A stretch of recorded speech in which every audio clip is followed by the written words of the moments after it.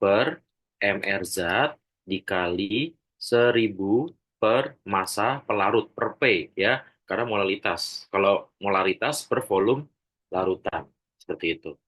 Nah, berarti molalitas sama dengan gramnya berarti 60 dibagi mR dari propanol adalah 60 dikali 1000 per 40 gitu ya.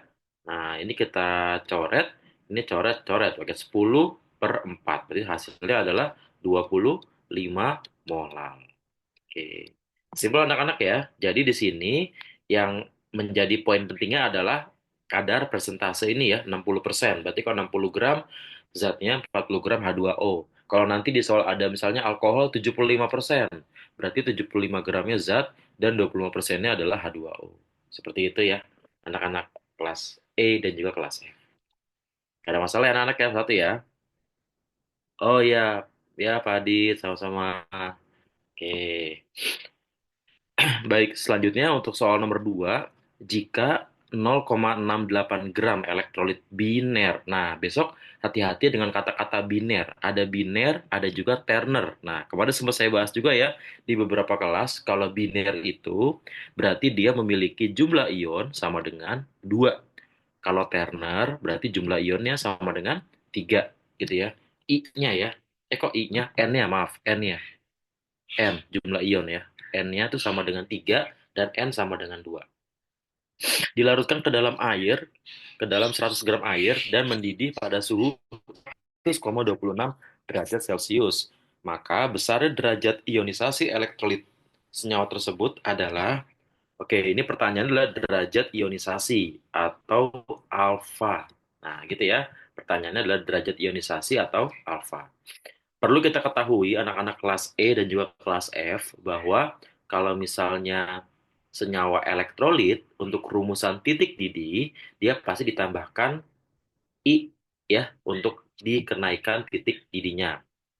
Rumusannya sudah pasti kalau misalnya mendidih itu adalah TB. TB 100,26 derajat Celcius gitu ya. Nah, berarti kita mencari kenaikan titik didihnya, tinggal dikurang aja ya. Berarti TB dikurang TB air 100 gitu. Hasilnya adalah 0,2. Nah, gitu ya untuk delta TB-nya. Nah, tadi Bapak sampaikan nih kelas E dan juga kelas F bahwa kalau dia larutan elektrolit, maka rumusan kenaikan titik didihnya adalah M dikali KB dikali I. Oh iya, sama-sama. Ya, kita mulai belajar ya. Oke, M dikali KB dikali I. Nah, M-nya berapa? M-nya kita lihat di soal ya. M adalah molalitas, sama seperti yang cara mencarinya seperti di atas. Molalitasnya berapa ya, Nek? Molalitas sama dengan 0,68 gram dibagi MR-nya 34 dikali 1000 per massa pelarut 100 gitu ya. Oke, ini kita coret 10, ini kita coret 0,02 dikali 10. Berarti M-nya sama dengan 0,2. Bener nggak Bapak sih? Bener ya? Iya bener ya. 0,2.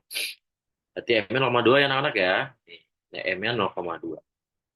Berarti 0,2 dikali KB. KB-nya adalah 0,52 dikali I gitu ya.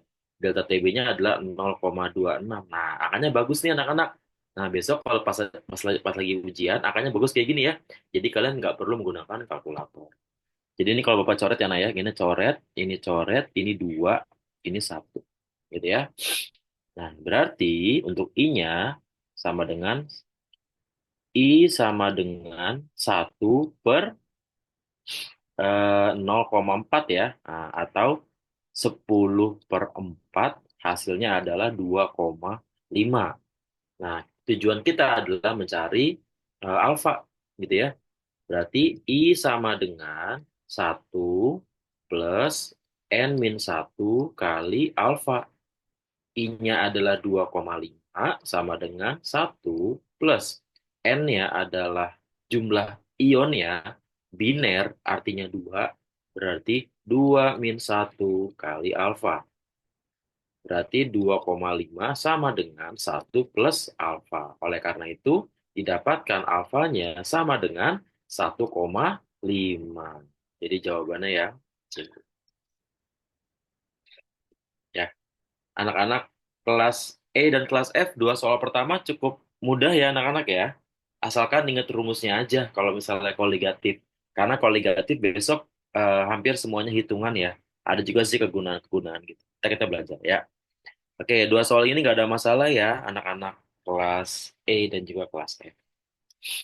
Oke, kalau tidak ada pertanyaan, eh, kita lanjut ya ke nomor 3. Pokoknya kita mulai hitung-hitungan gitu ya. Nomor 3, berapa massa Al2SO4 3 kali, MR-nya 342, yang harus dilarutkan dalam 250 gram air agar larutan tersebut membeku pada suhu min 3. Di sini adalah titik beku min, berarti ini adalah TF gitu ya. TF-nya adalah min 3 derajat Celcius ya. Oke, selanjutnya kita mencari delta TF dulu ya, karena kalian kalau sudah mengetahui titik beku atau titik didih, kalian cari langsung deltanya. Delta TF atau delta TB gitu ya. TF-nya yang pasti tinggal dikurang nol aja ya. Nol dikurang min 3. Nah, berarti delta TF-nya adalah 3.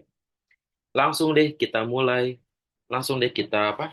Kita cari rumusan delta TF-nya. Delta TF sama dengan M kali KF. Nah, anak-anak M kelas E dan kelas F. Ini kira-kira elektrolit atau bukan anak-anak ya? Nih, kalau kita lihat ini elektrolit ya anak-anak ya. Nih ya, Al2SO4 3 kali adalah elektrolit. Dan di sini nggak ada alfanya. Berarti ini adalah elektrolit kuat. Kalau elektrolit kuat, berarti I sama dengan N. Ya, I sama dengan N. Berarti 3 sama dengan molalitas dikali KF. KF-nya itu 1,86 dan I-nya adalah 5. Gitu ya, I-nya 5.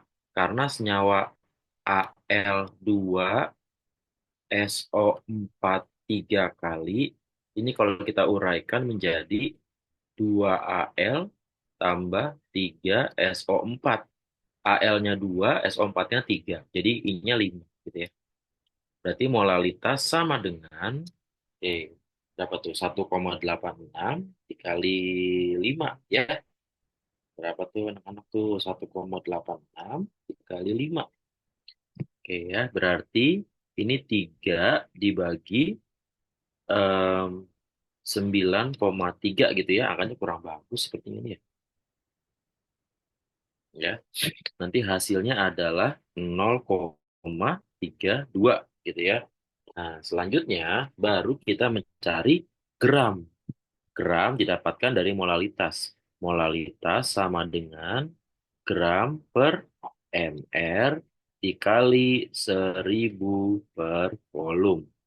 Kok volume salah? Massa pelarut ya, karena molalitas.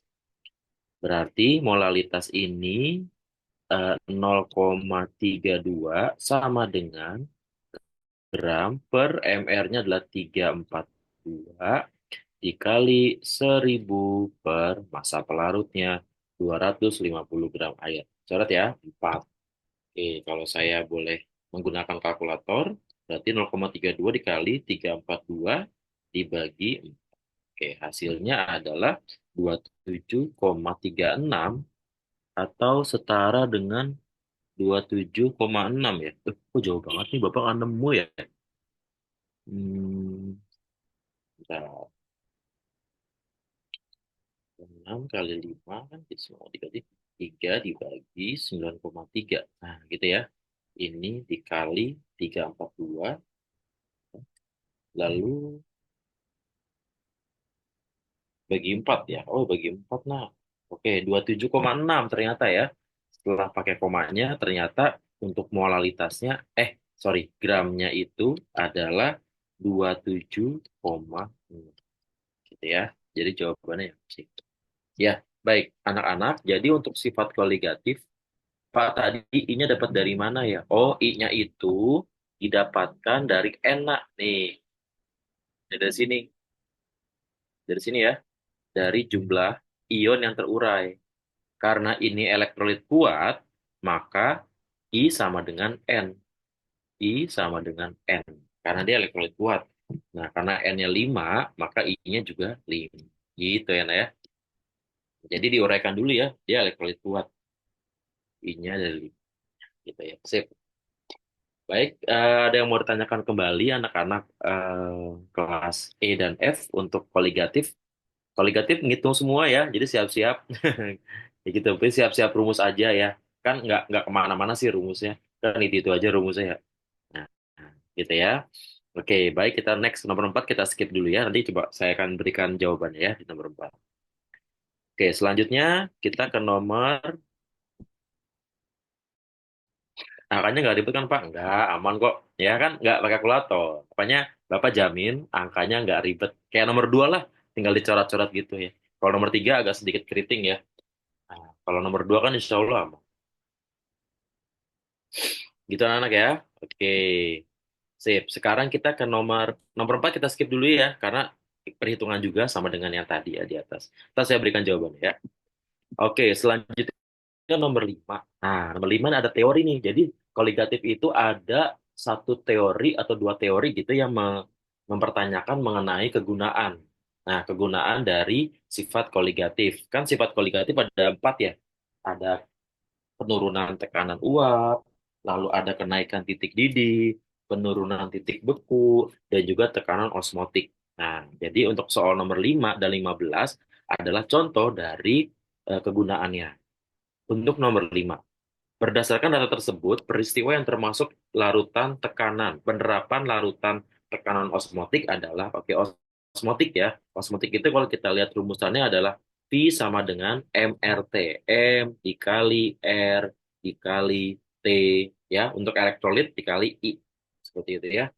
Oke, jadi untuk kegunaannya sudah pasti yang pertama, penambahan garam dalam es puter. Kira-kira yang pertama sifat osmotik nggak anak-anak ya? Anak-anak kalau osmotik itu ingetnya ini aja nih. Kalau pas pelajaran biologi, dia itu ada apa namanya tekanan yang larutan yang melewati membran yang kentang itu loh, ya. Jadi osmotik itu adalah tekanan yang terjadi ketika ada suatu larutan pekat ya melewati membran. Nah, melewati membran dan dan dia menjadi encer gitu. Itu namanya tekanan osmotik. Jadi di sini tekanan osmotik itu dipengaruhi oleh molaritas. Kenapa? Kalau molaritas itu kan dibagi volume pelarut, volume larutan seperti itu. Jadi tekanan osmotik itu dapat kita lihat kegunaannya dari senyawa-senyawa atau larutan yang pekat gitu nah ya. Larutan yang pekat. Nah, biasanya digunakan untuk kehidupan sehari-hari. Contohnya apa? Contohnya seperti nomor 4. Membuat cairan infus yang akan digunakan pada tubuh manusia. Ya, kelihatan banget bahwa cairan infus ini adalah cairan yang tidak begitu kental. Bener kan ya? Nah, dia masuk ke dalam darah yang cairannya kental. Nah, nanti di situ diberi tekanan osmotik agar cairan yang lebih encer itu bisa masuk ke dalam darah gitu ya. Nah, jadi itu gunanya apa? Biar bisa memasukkan elektrolit-elektrolit pada cairan infus untuk membantu proses penyembuhan tubuh manusia. Gitu ya, itu namanya tekanan osmotik. Jadi kita mengukur nih berapa tekanan osmotiknya gitu. Berapa tekanan yang dibutuhkan untuk memasukkan infus ke dalam darah gitu. Gitu ya. Ya, pasti nomor 4 ya, membuat cairan infus. Yang kedua adalah tadi saya udah menyentuh darah, berarti jawabannya darah, pencucian darah pada proses dialisis. Dialisis tahu ya, pencucian darah ya, berarti cara darah yang tadinya kental banget, yang mengandung kotoran-kotoran dari tubuh manusia, dimasukkan ke dalam, kan kalau dialisis kan ini ya, apa, proses menjernihkan darah gitu ya, dari kotoran-kotoran. Nah, jadi kita akan bisa menghitung tekanan osmotik darah ketika membawa kotoran-kotoran, dimasukkan ke dalam mesin, nanti dibersihkan. Dibersihkan menjadi darah yang murni kembali. Gitu. Ya, itu adalah contoh penerapan dari tekanan osmotik. Sedangkan nomor satu itu bukan, karena ada kalimat penambahan garam dalam pembuatan es puter. Nah, kalau dilihat ini pembuatan es itu kan biasanya menggunakan es batu ya. Nah, kalau penambahan garam, dia akan membuat es batunya itu tidak mudah mencair, karena dia dapat menurunkan titik beku air. Jadi, nomor satu itu adalah delta penerapan dari delta TF. Sedangkan nomor tiga juga sama, penerapan etilen glikol pada radiator mobil. Ini kalau misalnya mobil kalian pada saat musim dingin ya, atau bisa di luar negeri nih. Di luar negeri misalnya mesin mobilnya itu apa namanya tertimbun atau mobilnya tertimbun oleh es gitu ya. Karena ada es atau salju. Nah, itu adalah contoh dari kegunaan penurunan titik beku gitu ya, delta TF. Jadi jawabannya adalah 2 dan A. Nah, sekarang kita lihat ke nomor 15. Nomor 15, perhatikan data yang berhubungan sebagai berikut. Penerapan sifat koligatif dan koligatifnya. Oke, kita lihat nih. Yuk, mungkin bisa bantu Bapak nih, teman-teman kelas S sama F. Untuk yang teori ini nomor 15. Kira-kira jawabannya apa ya? Titik didih penentuan MR, tekanan osmotik penyerapan air tanah, kenaikan titik didih, penggunaan garam dapur, penurunan titik beku, penambahan etilen glikol, pemberian urea di jalan bersaju, tekanan osmotik. Nah, mungkin ada yang buatin Bapak, anak-anak, jawabannya apa nih? Nomor 15.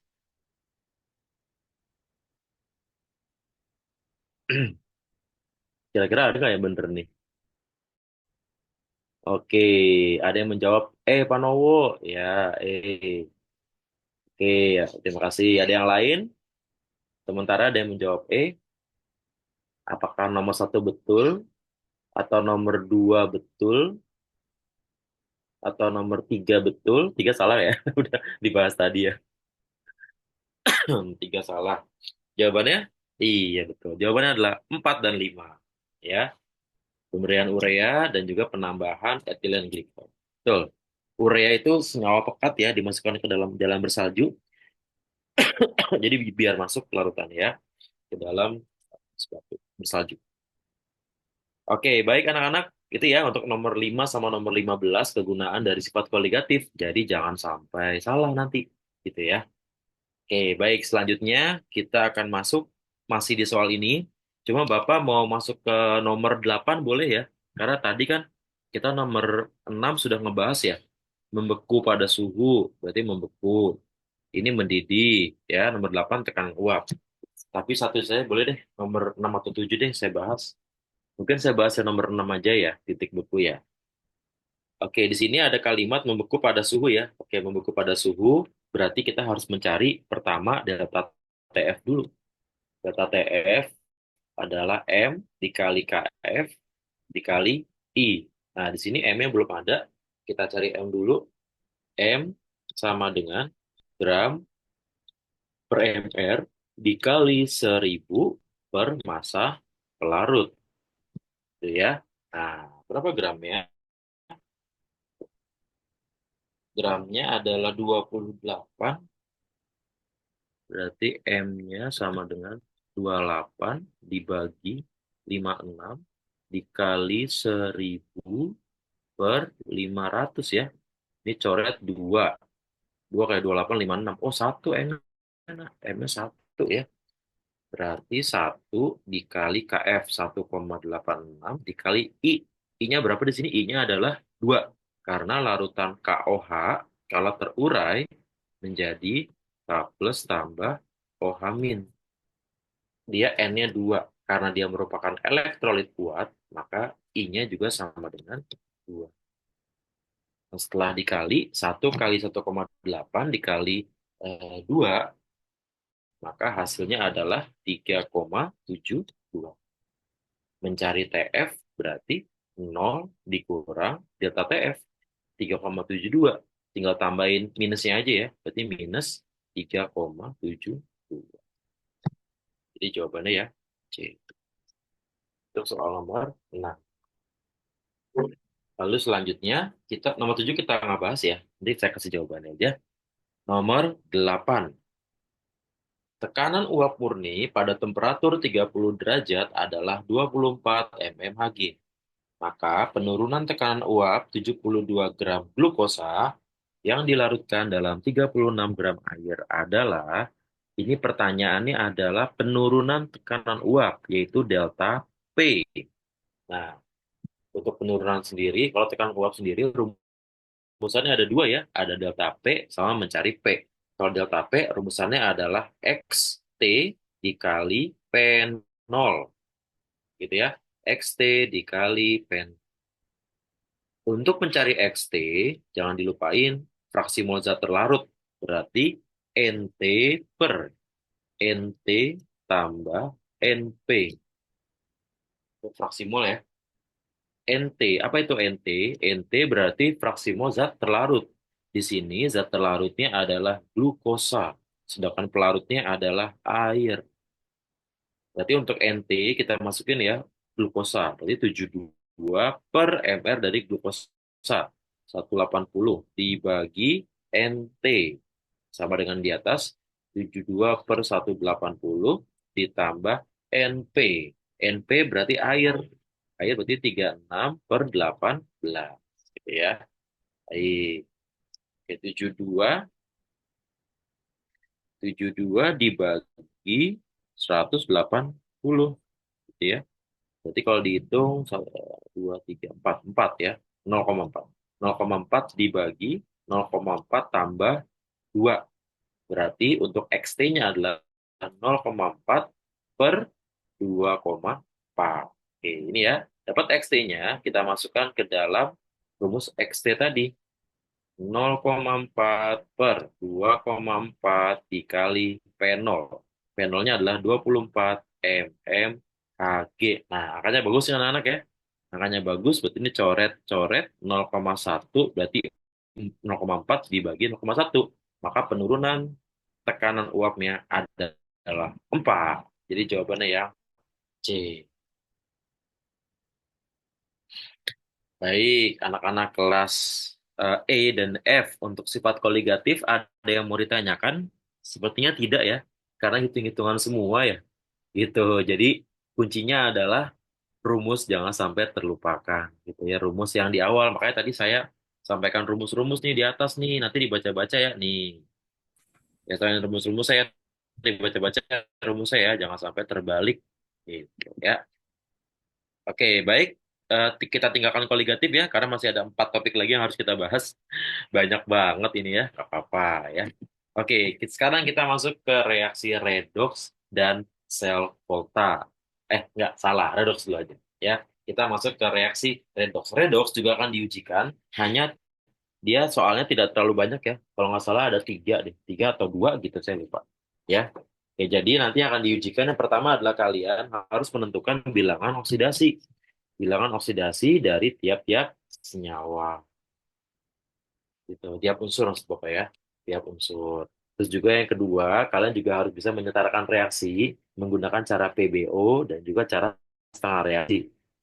Insya Allah kalau redox masih ingat ya anak-anak ya. Karena kan baru kemarin semester awal gitu. Itu reaksi redox. Ini bentuknya uraian ya. Oke, jadi kita mulai untuk soal yang pertama. Tentukan bilangan oksidasi unsur yang dicetak tebal KMNO4. Baik kelas E dan kelas F, perlu diketahui bahwa kalian dalam mengerjakan soal redox atau menentukan soal bilox harus mengetahui unsur-unsur yang sudah diketahui biloxnya. Apa aja unsurnya? Yaitu unsur terletak di golongan 1A, lalu golongan 2A, lalu golongan 3A ya. Nah, kalau golongan 1A, dia plus 1, golongan 2A plus 2, dan golongan 3A adalah plus 3. Itu anak-anak ya, plus 3. Soal yang pertama, KMNO4. Kalau kita lihat di sini K dan O-nya sudah diketahui biloxnya ya. Kalau K berarti biloxnya adalah plus 1, sedangkan O adalah biloxnya min 2 karena ada 8, ada 4 berarti min 8. Oleh karena itu Mn-nya biloxnya plus 7. Nah, gitu ya, biloxnya plus 7. Lalu selanjutnya Ca ClO4. Oke, yang ditanya adalah Cl. Sama caranya kayak tadi, Ca sudah diketahui ya, dia adalah plus 2, sedangkan O-nya min 8, maka Cl-nya adalah plus 6. Nah, gitu. Ya, Cl-nya plus 6. Nah, tetapi anak-anak, untuk soal berikutnya, CuSO4, nah ini kalau kita lihat, kita hanya mengetahui satu unsur aja nih. Satu unsur aja yaitu O, gitu ya. S-nya kita nggak tahu. Nah, untuk senyawa seperti ini, kita harus bikin reaksi penguraian dulu ya. Berarti ini Cu tambah SO4. Seperti yang kalian ketahui bahwa SO4 itu memiliki muatan min 2 ya, ion sulfat.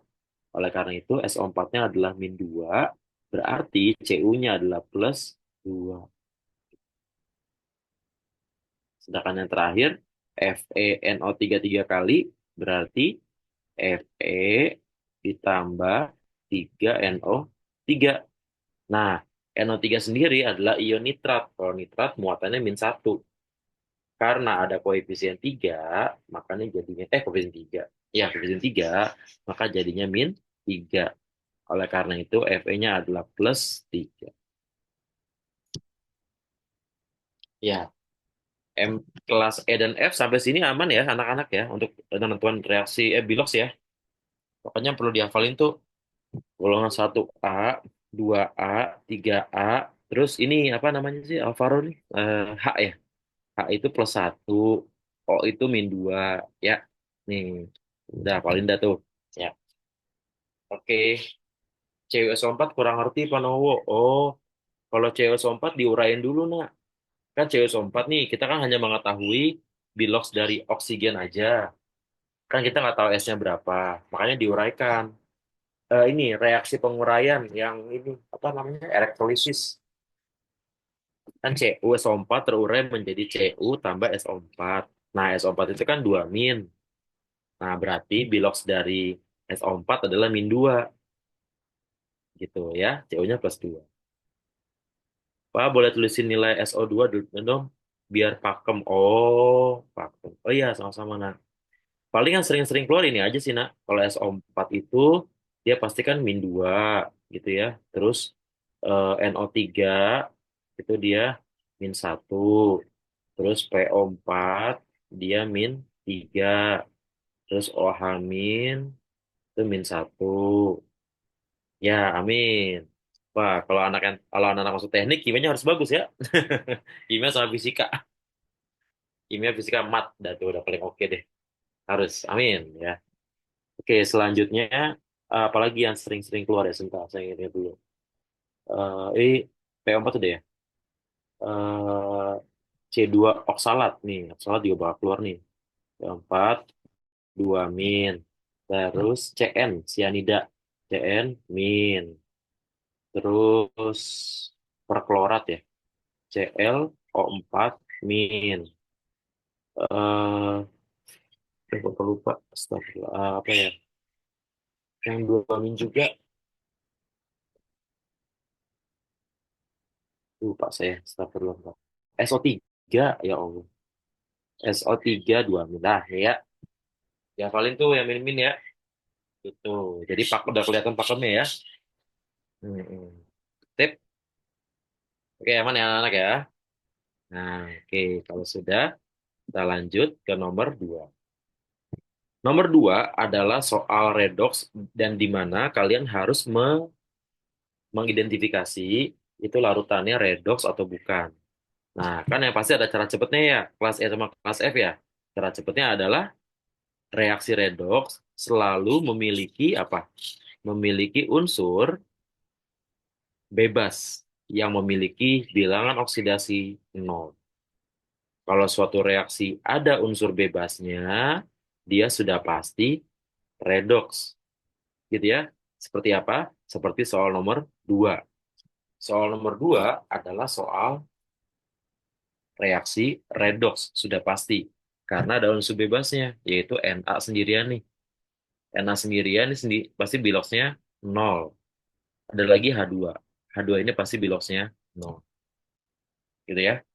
Nah, Na-nya sendiri, karena dia 0, dia pasti akan mengalami reaksi oksidasi. Karena Na dalam senyawa NaOH bilangan oksidasinya adalah plus satu. Jadi naik. Sedangkan H dari yang plus satu menjadi nol. Nah, berarti dia mengalami reaksi reduksi. Ini reaksinya oksidasi. Gitu. Jadi sudah pasti nomor dua adalah redox. Nomor tiga, Panowo. Nomor tiga kan ada unsur tunggal Panowo. Iya, H ini adalah unsur tunggal, tapi dia ada muatannya. Akibatnya, bilangan oksidasinya bukan nol, melainkan sesuai dengan muatannya, yaitu plus satu. Br-nya min satu.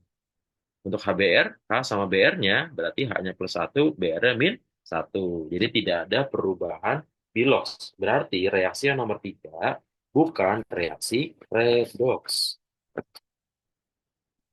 Sederhana ya? Nah, sekarang nomor satu. Nomor satu, kalau kita lihat, dia tidak ada unsur bebas dan tidak ada yang mengalami perubahan bilos juga. Jadi nomor satu juga bukan reaksi redox. Itu anak-anak ya. Jadi besok jangan sampai terlewat tuh cara yang ini, cara cara paling cepat gitu. Cara paling cepat untuk menentukan reaksinya redox atau bukan.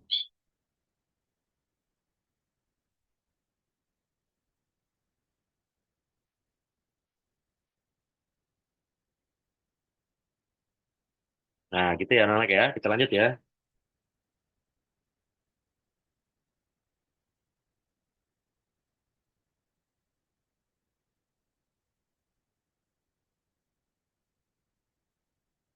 Oke, kita lanjutkan. Nomor tiga. Penyetaraan reaksi. Oke, nanti akan keluar penyetaraan reaksi dengan cara PBO dan cara setengah reaksi. Kalau cara PBO, mesti ingat caranya ya anak-anak ya. Kalau PBO itu berarti kita apa namanya?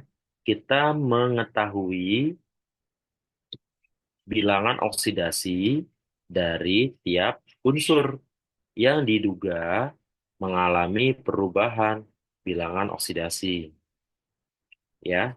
Nah, seperti ini. MNO sepertinya nggak muat nih Bapak. Nggak muat ya. Saya di halaman berikutnya aja ya. Oke, kita ke nomor tiga. Saya bahas yang nomor dua anak-anak ya. Nomor tiga, yang kedua, yang lebih panjang nih reaksi. MNO ditambah PbO2 ditambah HNO3 menjadi HMNO4 ditambah PbNO3 dua kali ditambah H2O.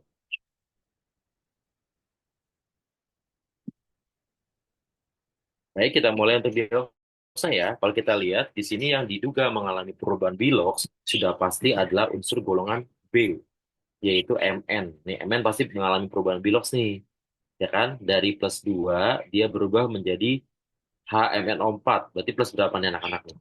HMNO4 berarti biloxnya adalah plus plus 7 ya, pinter. Plus 7 ya. Berarti Mn-nya sendiri mengalami perubahan bilangan oksidasi sebanyak 5. Gitu ya. Nah, selanjutnya siapa lagi nak yang mengalami perubahan bilox nih? PB ya. Kita lihat apakah PB mengalami perubahan. PB PB apakah mengalami perubahan nggak ya PB? Mengalami ya naik PB ya. PB dari berapa nih? Dari plus plus 4, betul ya? Dari plus 4 jadi di sini plus 2. Yang sini plus 2 ya. Plus 2. Berarti ini mengalami perubahan oksidasi sebanyak 2.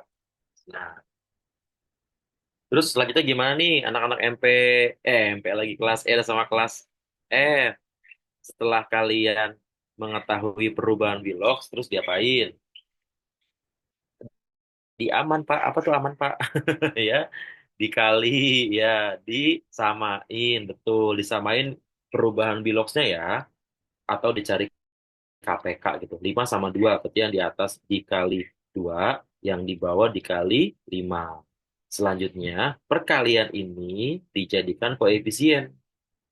Gitu ya, dijadiin koefisien ya. Berarti di sini PB-nya ditambah koefisien 2 dan di sini juga tambah koefisien 2.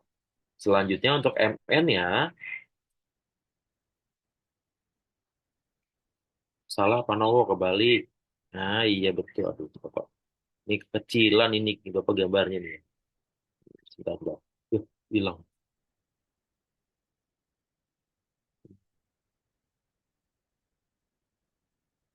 Ya, harusnya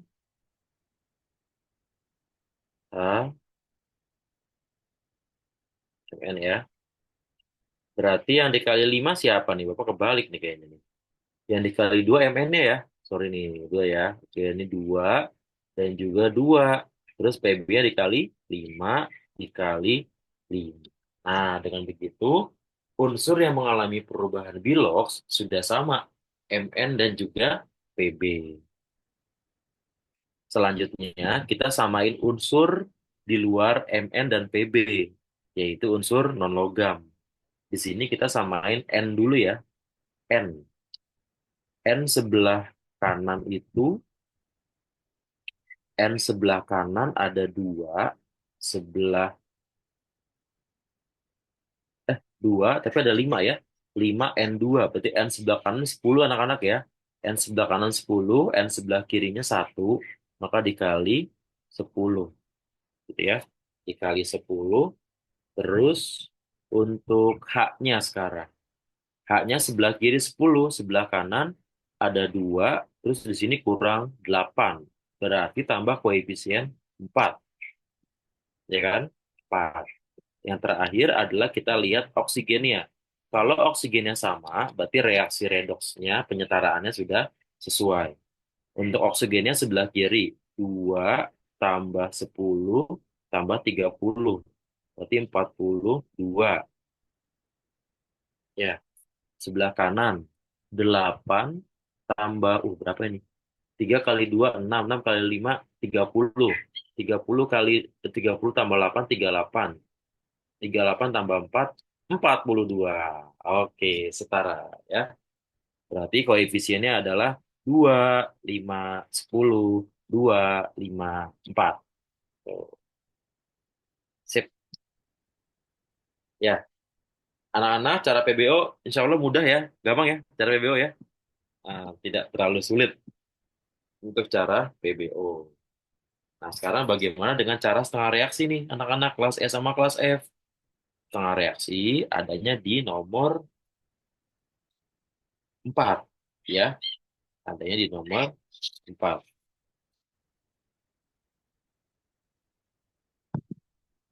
Oke, nomor 4 kira-kira kalian mau bahas yang mana nih? Mau bahas asap atau bahas basa atau bahas dua-duanya? Anak-anak, mau bahas asam atau mau bahas basa atau mau dua-duanya? Dua-duanya aja Pak Nowo. Oke, siap. Dua-duanya ya.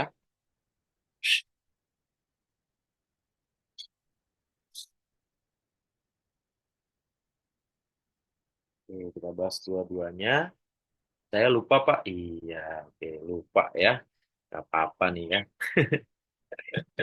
Oke, kita mulai yang nomor 4, yang bagian satu ya. 4 bagian satu, asam. Oke, asam. Kita lihat reaksinya. ClO4 min menjadi Cl2 ya. Oke, cara asam. Kalau cara asam sudah pasti nanti di akhir reaksi akan ada H+, gitu ya, akan ada H+. Nah, langkah pertama adalah sebelum kalian menambahkan H2O, menambahkan OH- atau H+, menambahkan elektron, kalian harus make sure dulu bahwa unsur yang mengalami perubahan Beloff, dalam hal ini Cl, jumlahnya sama. Nah, kalau kita lihat ini kan jumlahnya kan beda ya. Di kanan 2, di kiri 1. Maka di kanan, di kiri kita tambah koefisien 2 agar jumlah Cl-nya sama.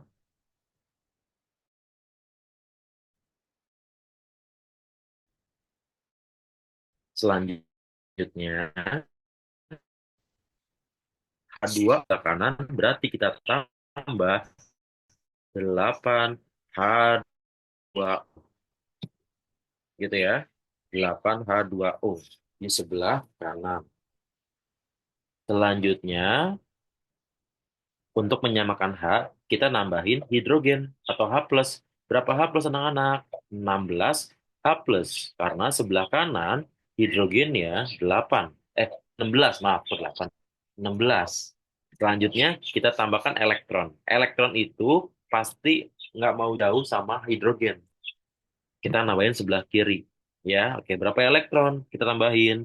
Kita tambahkan 14 elektron agar muatannya sama dengan muatan di sebelah kanan. Di sebelah kanan muatannya 0, karena nggak ada muatan ya. Nah, di sebelah kiri sudah ada 16 H plus dan 2 min. Jadi muatan di sebelah kiri plus 14. Nah, biar netral sama dengan yang kanan, maka ditambahkan 14 elektron. Jadi deh, reaksi, setengah reaksi asam. Untuk yang nomor 41. Untuk yang nomor 42 adalah basa. Nah, anak-anak, mungkin kalian sudah belajar juga ya, menggunakan cara-cara yang lain. Nah, kalau Bapak, cara basahnya itu saya asamin dulu. Saya asamin dulu, baru cara basa. Gitu ya, biar Bapak nggak lupa cara asam gitu ya. Maka saya biasanya kalau menggunakan cara basa, saya asamin dulu, baru dibikin basa. Gitu ya. Tapi kalau pakai cara lain, boleh kok, bebas. Oke, langkahnya sama kayak yang di atas. Jadi pertama, pakai cara asam dulu ya. Pakai cara asam, berarti kita harus nyamain jumlah unsurnya. Di sini BR-nya sudah sama. Selanjutnya kita samain oksigen. Oksigennya sebelah kanan 3, sebelah kiri 1, berarti ditambah 2H2O di sebelah kiri agar oksigennya menjadi 3. Selanjutnya kita tambahkan H plus di sebelah kanan sejumlah sebelah kiri, berarti 4H plus. Nah, gitu ya, 4H plus ya.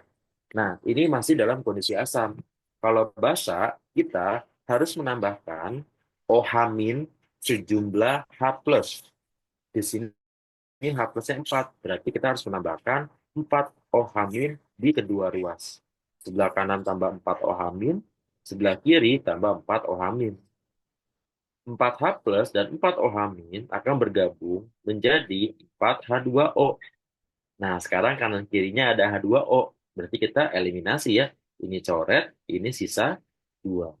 Oleh karena itu, reaksinya akan menjadi 4OH min ditambah BRO min menjadi BRO 3 min tambah 2H2O. Nah, gitu ya.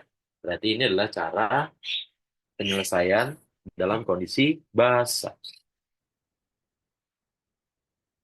Baik, anak-anak masih ingat ya? Berarti ya, kalau eh, H-nya beda, kalau O-nya beda, tambah H2O. Kalau H-nya beda,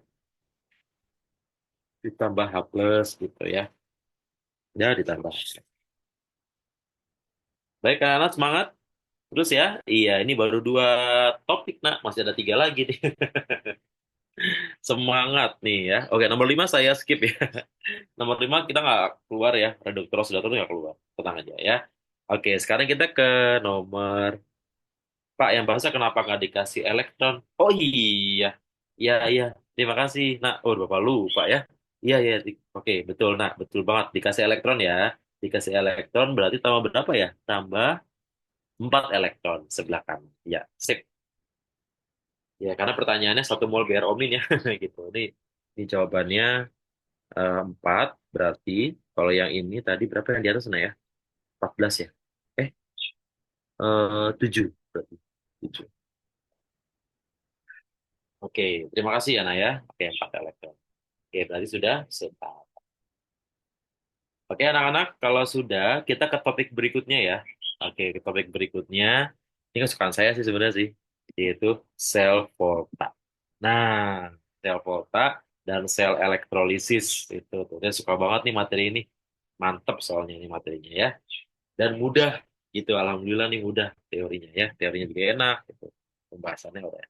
Oke. Baik, anak-anak sebelumnya maaf saya ke toilet dulu sebentar ya. Jadi kalau misalnya mau kerjain dulu boleh. Ya sebentar ya. Saya lihat dulu. Nomor 2, 3, dan nomor 4. Ya, sebentar ya, Nak, ya.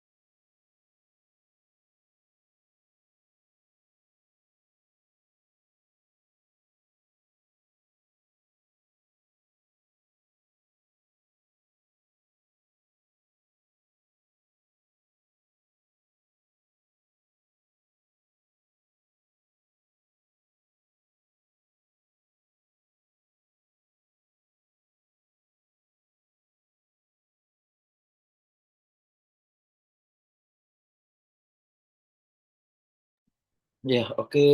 Maaf, kelas E dan kelas F kita mulai lagi ya untuk soal sel volta. Sel volta yang harus kalian pahami dan dipersiapkan adalah konsep dalam menentukan kutub ya. Kalau volta itu kan menurut teorinya berarti dia sorry, kutubnya itu adalah kapan ya. KPAN. Katoda positif, anoda negatif ya. Jadi katoda positif, anoda negatif. Untuk reaksinya sudah pasti KRAO, katoda reduksi, anoda oksidasi. Nah, gitu ya. Nah, terus selanjutnya, biasanya di sel volta itu, kalian juga bakalan mencari nilai potensial sel. Nilai potensial sel itu, rumusannya apa tuh?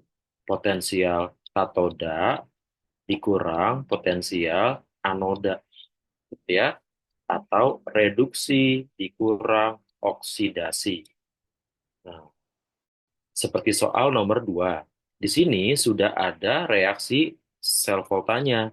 Ni tambah Pb2 plus menjadi Ni2 plus dan Pb. Memiliki nilai potensial selnya plus 12. Nah, anak-anak, dari sini kita dapat membuat rumus potensial selnya.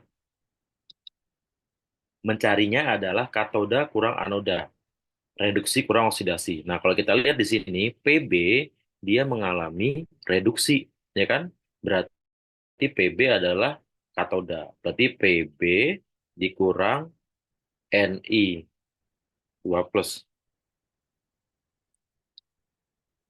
dikurang Ni. Nah, ya. Nah, tujuan kita mencari Pb ya, berarti plus 0,12 sama dengan Pb-nya ditanya dikurang Ni. Ni-nya adalah min 0,25 gitu ya. Nah, berarti Pb sama dengan plus 0,25 dikurang 0,12 gitu ya. Eh, Bapak salah ya? Berubah, berubah. Eh, Bapak bener nggak sih? Apa salah ya Bapak ya? Salah ya berarti ya? Min harusnya ya? Oh, salah Pak. Iya, ini harusnya min ya, Nak ya? Oh iya, betul. Nah, ini harusnya min ya. Oke, ini harusnya plus. Oke ya, terima kasih ya. Oke, berarti ini min, ininya plus. Sip. Jadi ya, berarti didapatkan PB-nya adalah min 0,13 ya. Tuh,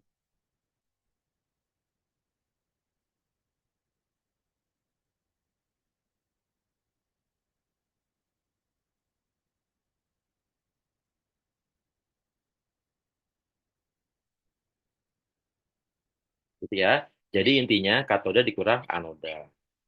Terus yang nomor 3.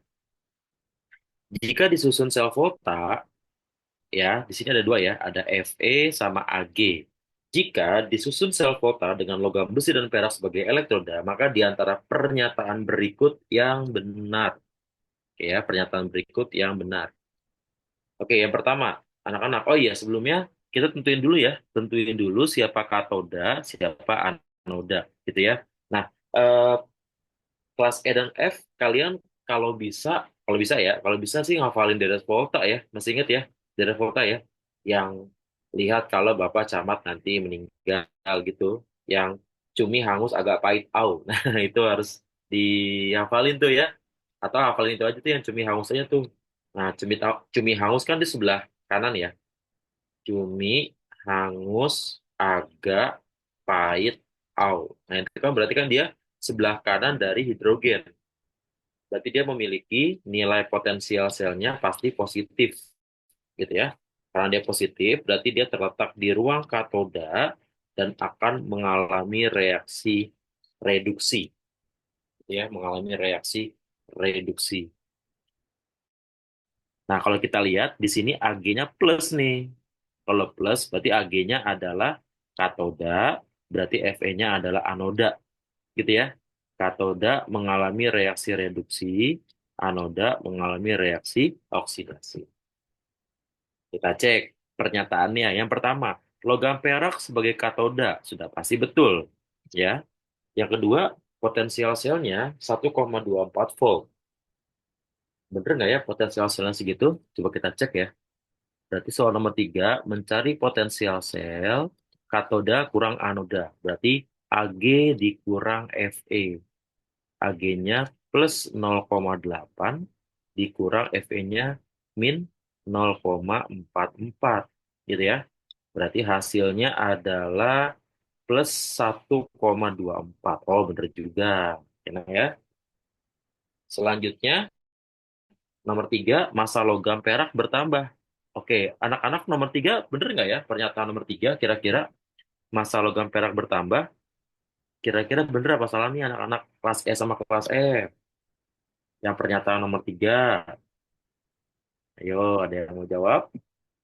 Jawabannya betul, pinter ya. Karena di perak ini mengalami reaksi reduksi. Kalau reduksi, nanti dia akan menghasilkan endapan. Nah, endapan inilah yang membuat massa logam perak bertambah. Yang nomor 4, logam besi teroksidasi, betul banget, karena Fe-nya terletak di ruang anoda. Yang kelima, besi adalah kutub positif, salah, karena dia anoda ya. Tulislah 3 cara pencegahan perkaratan logam besi. Oke, ini si Bapak agak lupa nih ini nih. Cara perkaratan logam besi diapain? Nah, oh dicat ya. Dicat, biasanya ini buat pagar gitu ya, dicat ya. Ya, betul dicat. Apalagi nah, selain dicat nah, pengkaratan logam. Eh ini apa namanya? eh Perlindungan katodik. Pernah dengar nggak anak-anak? Perlindungan katodik. Iya, betul. Dilapisin logam. Betul, pintar. Atau dilapisi logam yang mudah teroksidasi. Kalau dia perlindungan katodik atau dilapisi logam yang mudah teroksidasi, maka besinya akan aman, tidak mengalami oksidasi. Terus biasanya pakai krom ya, bisa ya. Pakai krom untuk badan kendaraan bermotor gitu ya. Terus apa lagi ya? Plastik juga bisa. Pakai plastik itu biasanya yang buat apa namanya tuh rak makanan ya, rak bahan rak tempat piring dan tempat-tempat apa namanya gelas gitu ya, pakai plastik dan sebagainya gitu ya. Electroplating juga ada ya electroplating ya. Electroplating itu yang biasanya buat ini apa namanya kaleng-kaleng minuman itu bersoda, nah itu pakai electroplating. Oke gitu ya. Jadi cara pencegahan perkataan logam aman ya. Jangan sampai lupa tuh dibaca. Makanya di buku paket ada cara perkataan logam. Gitu ya. Oke, selanjutnya nomor 5. Nomor 5, perhatikan data yang memiliki potensial selnya paling besar ya. Yang memiliki potensial sel yang paling besar itu berarti cari yang potensial selnya paling kecil sama yang paling besar. Berarti si Mg sama Cu. Beneran ya? Mg sama Cu ya. Cari deh Mg sama Cu. Nah, ini nih. Ini pasti paling besar. Karena kalau kita lihat, kalau berdasarkan notasi sel, kan notasi sel itu kan ini kan anoda ya. Ini anoda, sebelah kanan katoda. Nah, berarti cara mencari SL-nya katoda kurang anoda. Berarti Cu kurang Mg gitu. Cu-nya plus 0,34 dikurang Mg-nya min 2,3. Nah, ini pastinya menghasilkan potensial sel yang sangat besar. Baik anak-anak, sel volta kira-kira gitu aja ya. Nggak terlalu banyak sel volta ini.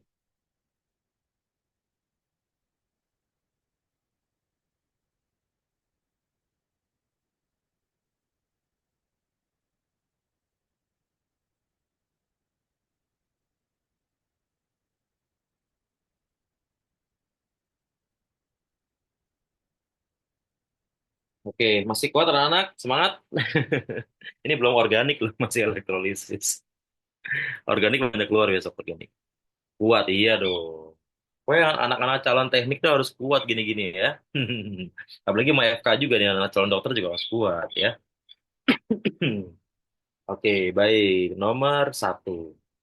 Reaksi elektrolisis sudah pasti keluar. Nanti akan ditanyakan mengenai reaksi di ruang katoda dan di ruang anoda. Yang perlu kalian, apa namanya, yang perlu kalian pahami bahwa eh, reaksi elektrolisis ini harus melihat konsep kutubnya ya.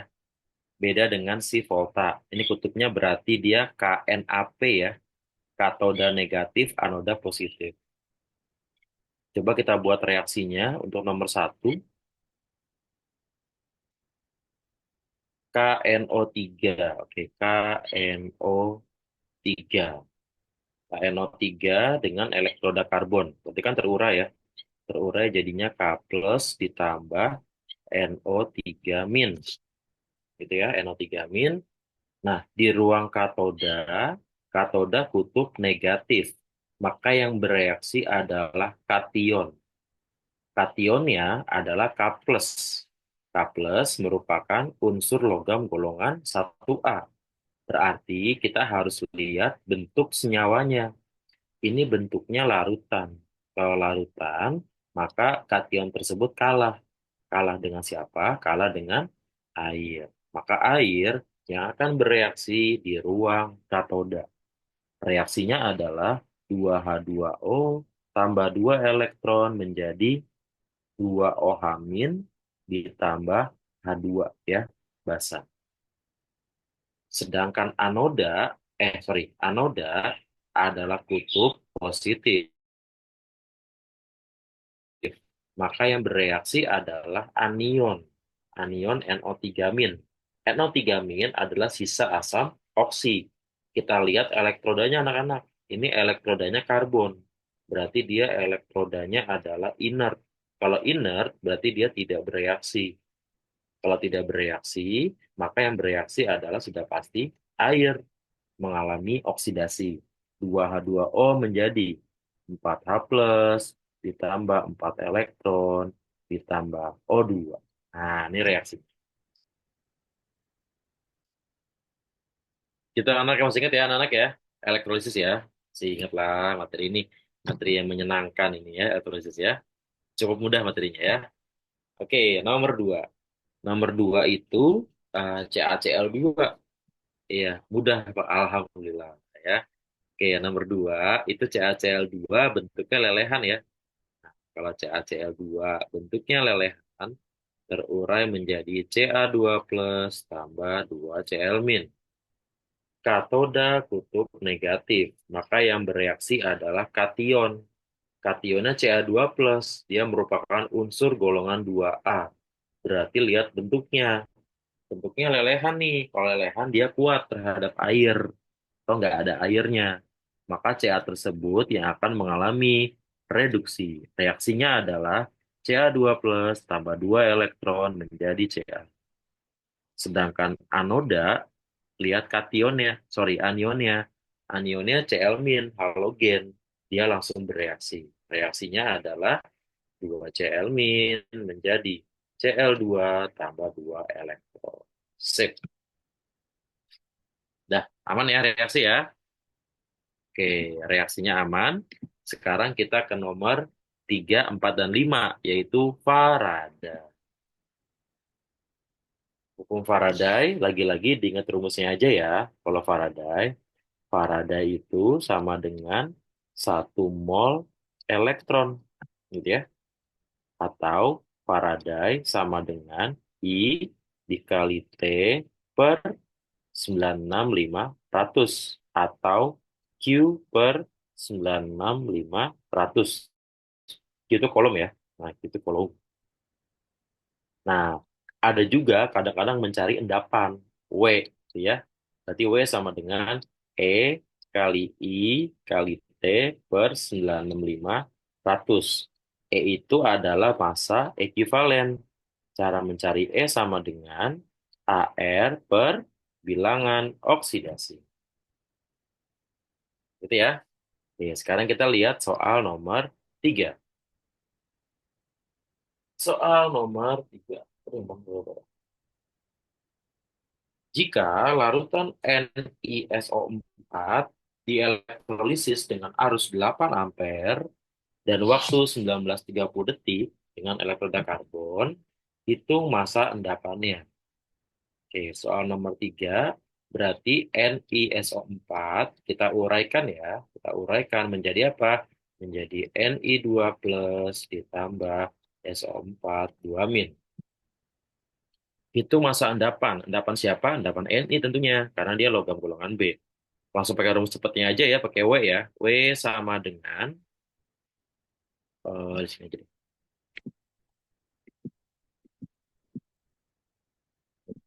Oke. Oke, W sama dengan E dikali I dikali T per 96.500.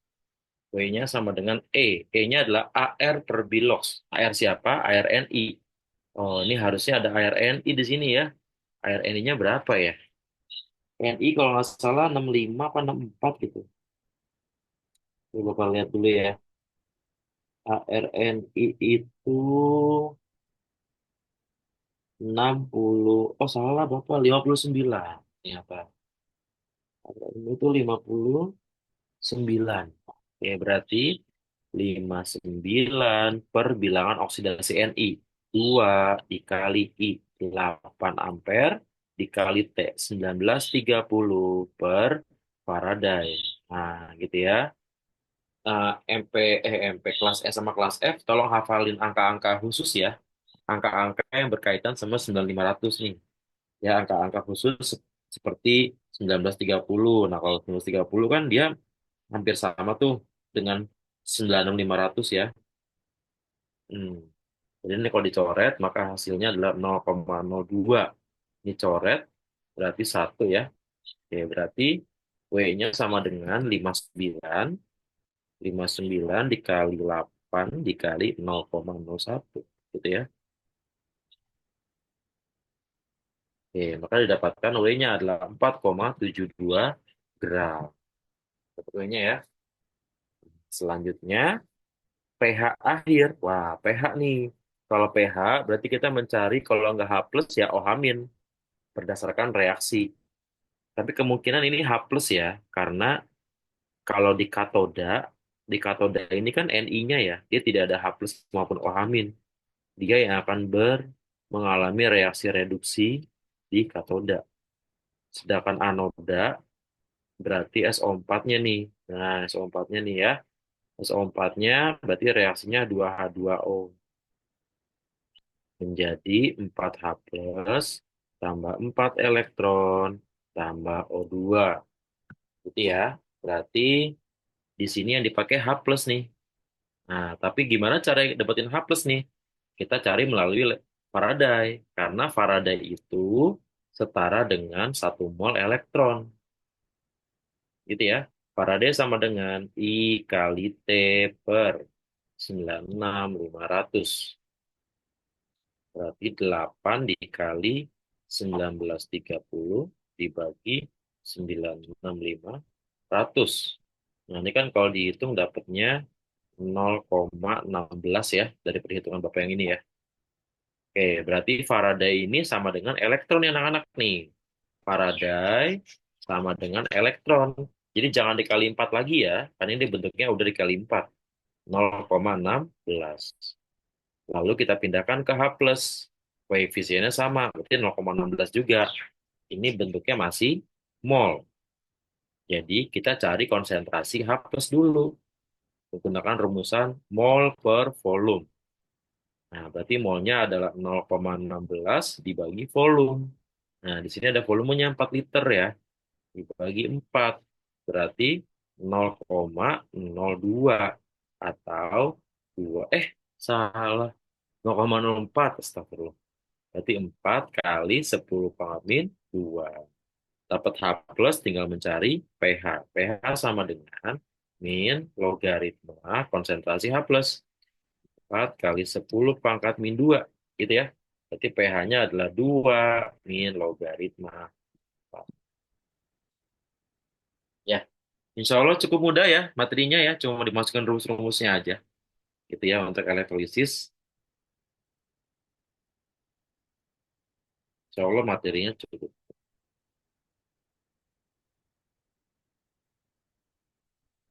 aman ya. Oke, alhamdulillah. Sip. Oke, baik. Berarti untuk elektrolisis insya Allah cukup mudah ya. Kita lewatkan saja elektrolisis ya. Sekarang kita masuk ke organik gimana? Ya. Rumus yang perlu dihafal apa aja Pak Nowo? Ya, tadi nak yang tadi Bapak sampaikan nih. Nih, Faraday-nya ya. Faraday sama dengan 1 mol elektron. Terus yang ini nih, yang di bawahnya nih. I per I kali T per 9.500 atau Q per 9.500. Rumus massa, jangan lupa nih, EIT per 9.500. Itu sih, kalau Faraday mah emang baliknya ke sini aja baliknya. Ke kemana-mana ya. Kalau Faraday.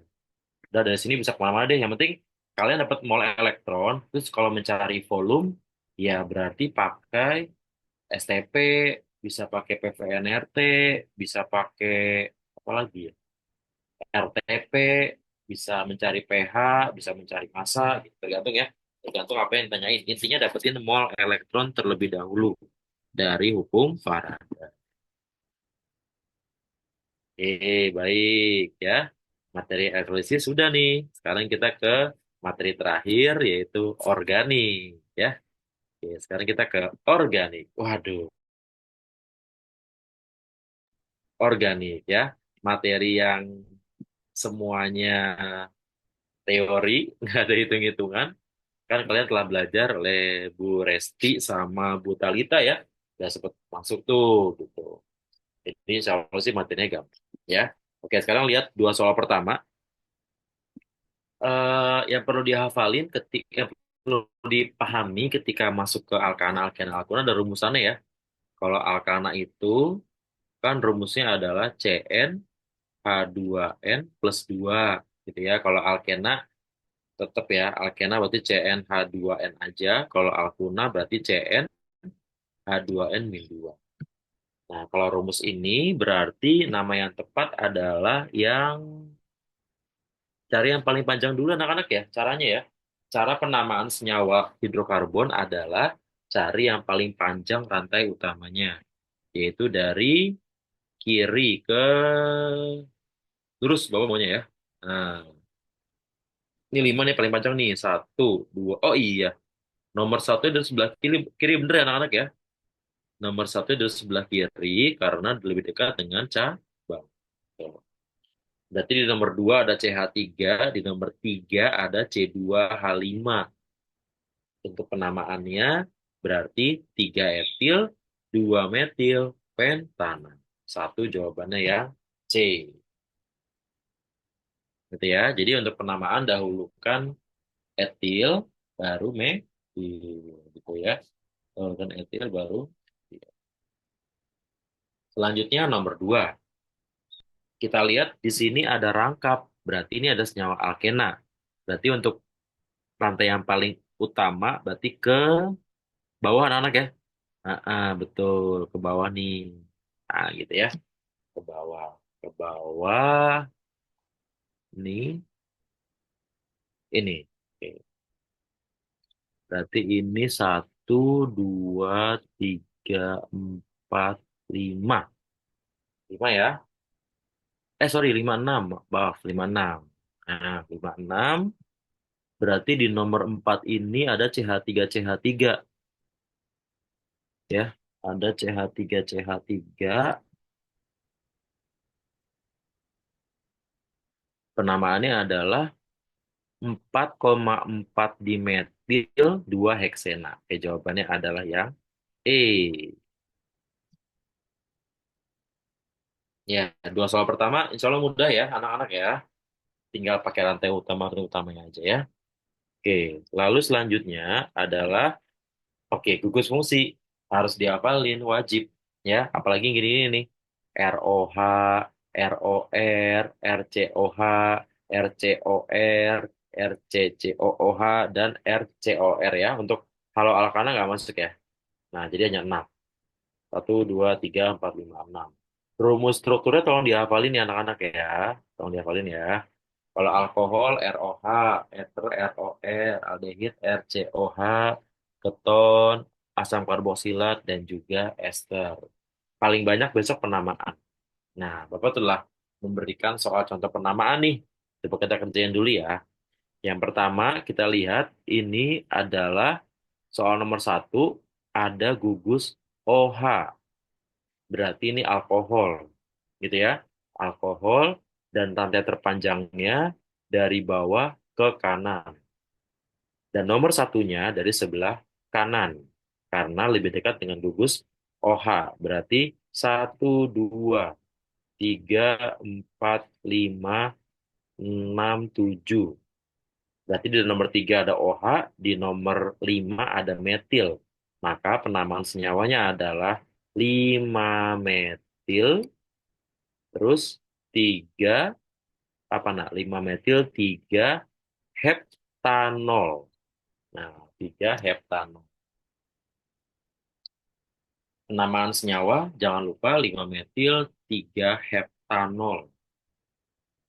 Ya, 3 heptanol. Oke, selanjutnya nomor 2. Ya, karena paling banyak besok adalah penamaan.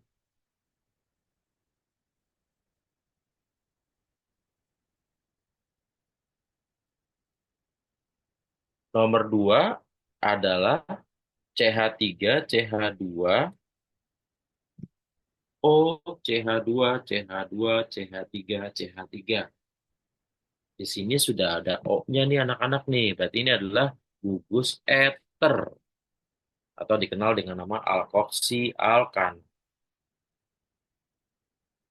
Untuk penamaan, eter itu merupakan cabang ya, cabang yang menempel pada rantai utama. Ini nomor satu, dua, tiga, empat. Gitu ya. Satu, dua, tiga, empat. Nah, berarti di nomor 2 ini ada gugus eter ya. Ini CH3, CH2, dia akan menjadi etoksi. Berarti nama senyawanya adalah 2-etoksi 2-gapat butan. Ya, sampai sini aman ya anak-anak ya. 2-etoksi butan. Gitu ya. Nah, 3, 4, 5, 6, insya Allah bisa juga ya. Ini yang nomor 3, dia ada gugus ini nih. CHO, ini adalah aldehid. Ya, aldehid dengan dia nomor satu. Berarti satu, dua, tiga, empat, lima. Di nomor 3 ada metil. Berarti namanya adalah 3 metil. 3 metil, 3 metil pentanal. Ya, pentanal ya, karena aldehid.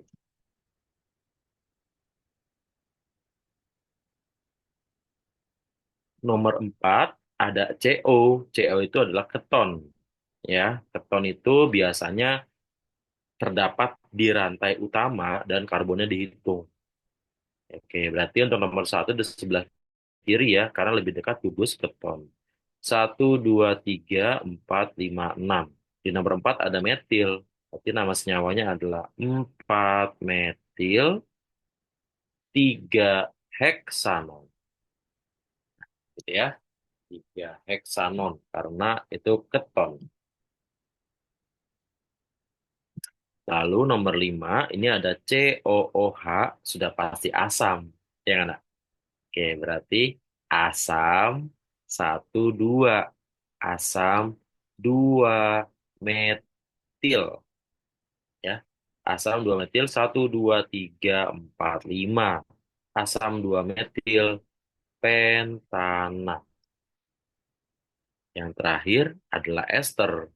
COO nggak ada haknya, dia nempel ke sebelah kiri. Berarti ininya akan menjadi alkanoat. Yang di sebelah kanan akan menjadi alkil. Ya, alkil. Berarti kalau kita lihat, ini bentuknya adalah iso ya. Ini bentuknya iso apa tersier ya? Iso ya. Berarti namanya iso ISO apa tuh kalau C-nya 4 ya anak-anak ya. Kalau C-nya 4 berarti dia jadinya ISO butil. Ya, gitu ya. ISO butil gambarnya atau tersier butil ini ya. Sekunder butil ya.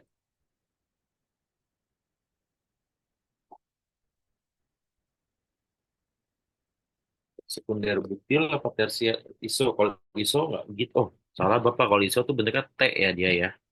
Heeh. Kalau ISO itu dia bentuknya T. Jadi, ini nama senyawanya adalah sekunder butil. Terus C-nya 3, berarti propanoat.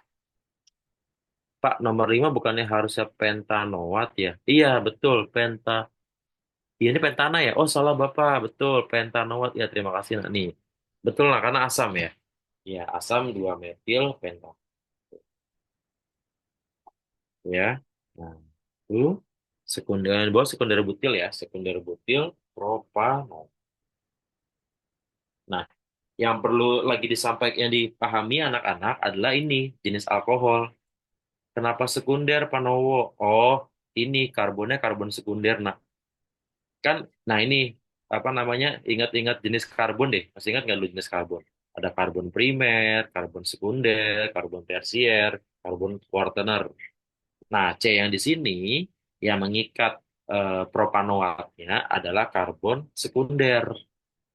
Gitu ya, karbon sekunder karena dia karbonnya mengikat dua karbon, CH3 sama CH2, gitu ya. Nah, makanya namanya sekunder butil, gitu ya. Bukan iso. Kalau iso itu bentuknya tiga ya, Bapak salah. Iso itu begini. Nah, ini iso. Kalau itu sekunder butil propan.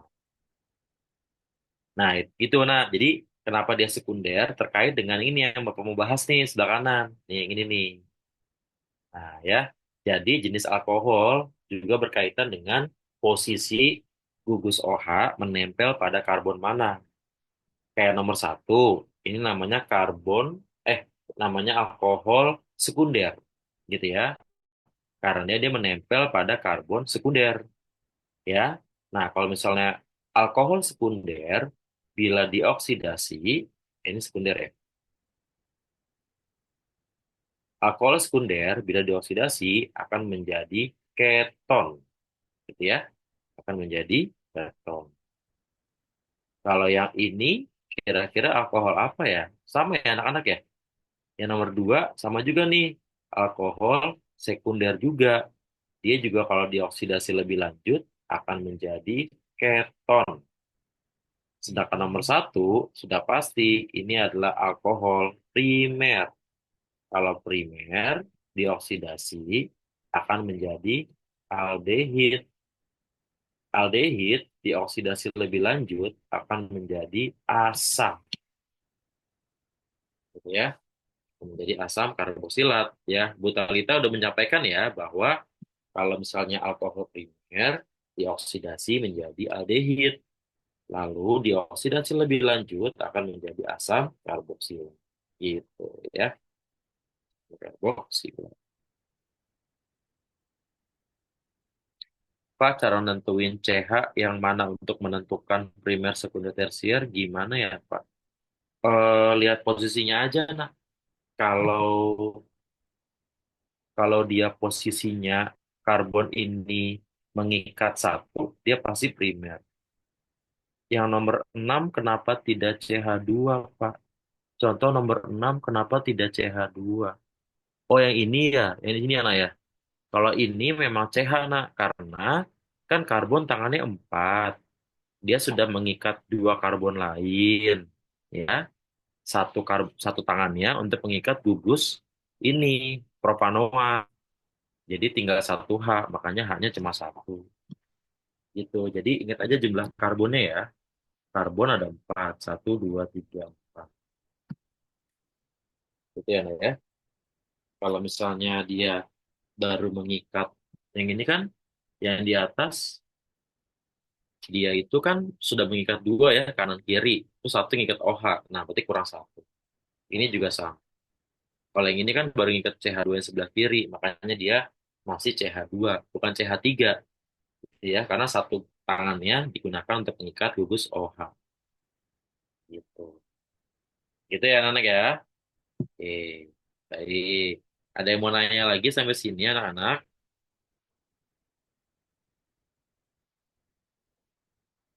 Pak, kalau yang ISO itu, Neo itu tangannya kayak ISO Neo.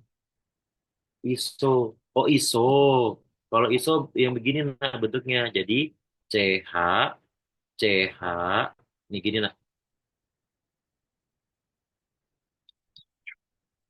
Nah, ini ISO nak. Ini ISO nih. Tuh, itu namanya ISO. Jadi dia segitiga siku-sikunya itu masih ngikat CH2. Gitu ya. Kalau Neo kayaknya tiga deh Nadia. Neo tiga ya. Neo tuh tersier butil ya. C, C, C, ini gini. Nah, ya tersier butil.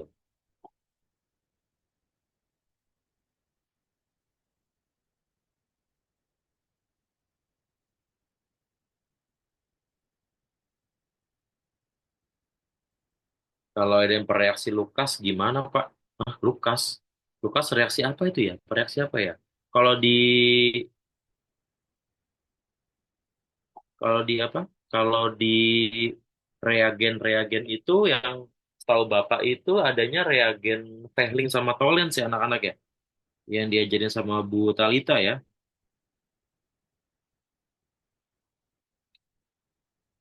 Heeh. Jadi kalau misalnya ada reagen, misalnya kayak gini nih. Nih ada has dapat dioksidasi tapi tidak membentuk endapan merah bata dengan reaksi Fehling. Nah, ini kan reaksi reagen yang digunakan untuk mengidentifikasi aldehid gitu kan, aldehid. Kalau aldehid itu bisa bereaksi sama tolens. Nah, Fehling sama tolens. Kalau Lukas itu eh, reaksi apa nah? Dia reaksinya gula atau reaksi alkohol ya?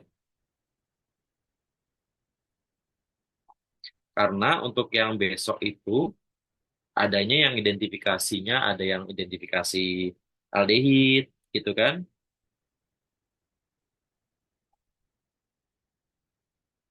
gitu. Kalau yang bereaksi Lukas biasanya kan dia alkohol ya, yang gula itu ya. Nggak masuk nih kalau misalnya bereaksi-bereaksi eh, kayak Lukas itu ya. Eh, kan biasanya kan untuk nentuin alkohol primer sama sekunder gitu ya soal di alkohol. Cuma kita mengidentifikasinya itu melalui reaksi reaksi oksidasi gitu. Gitu ya anak ya. Oke, baik. Oke, satu lagi ini ya. Ini berarti dia tidak membentuk endapan merah. Oke, kalau tidak berarti dia keton ya. Kalau dia tidak bereaksi, berarti dia keton. Kamu cari yang keton ya. Yang keton berarti yang D, gitu ya. Kalau ini nomor 8 apa 8 nih? Anak-anak, metanol tambah asam butanol. Ini bereaksi apa nah? Oh, ini bereaksi ini ya. Bereaksi esterifikasi. Ingat nggak anak-anak esterifikasi? Ini disampaikan oleh Bu Talita. Esterifikasi itu pembentukan ester yang didapatkan dari hasil reaksi antara alkohol sama asam. Dia akan menjadi ester. Ester itu berarti alkil alkanoat, ya, alkil alkanoat. Alkilnya itu berasal dari alkohol, alkanoatnya berasal dari asam. Berarti untuk senyawa nomor satu namanya adalah metil butanoat. Itu ya, metil butanoat. Kalau yang nomor dua berarti etil propanoat. Kalau yang nomor tiga berarti jadinya propil propan. Eh, propanoat. Propil etanoat. Nah, gitu ya. Pil etanol. Oke, baik ya. Oke, baik anak-anak sudah 14.39. Oke, kita cukupkan saja mungkin ya tambahan belajar pada hari ini. Nanti kalau misalnya ada yang mau tanya-tanya boleh nanya Bapak ya gitu. Dan ini nanti ini kan filenya cukup besar. Nanti saya coba save ya. Saya coba save filenya. Nanti saya berikan mungkin lewat Pak Adit kali ya, kelas E ya. Terus saya sampaikan mungkin ke Pak Adit gitu ya. Kalau lewat chat ini bisa nggak ya? Chat di grup ini ya. Coba Bapak ini dulu deh. Bisa nggak ya? Ini pasti saya save as dulu ya. Coba Bapak save as dulu.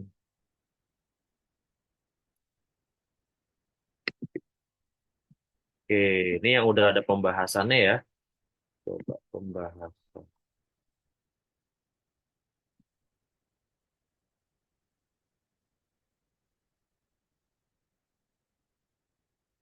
Hmm, Oke, oke pembahasan. Oke, Bapak kirimin di file ya. Coba ya. Di chat ini ya anak-anak ya. Ya nanti kalau ada yang mau tanya-tanya boleh nanya ke Bapak ya. Insya Allah. Jadi respon ya. Oke, baik anak-anak, kira-kira itu saja dari Bapak. Terima kasih banyak. Mudah-mudahan lancar ujiannya. Amin ya, hari pertama.